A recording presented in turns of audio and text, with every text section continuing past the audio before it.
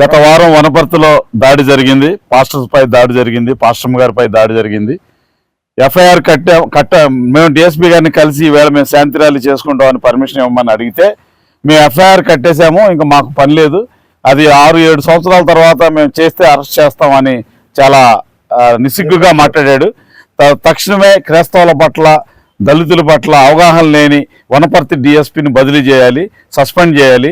ఈ విషయం మేము ఎస్పీ గారి నోటీసులోను, డిఐజీ గారి నోటీసులో కూడా మేము పెడతాము. ఇప్పుడు ఎమ్మెల్యే గారి నోటీసులో కూడా పెడుతున్నాము.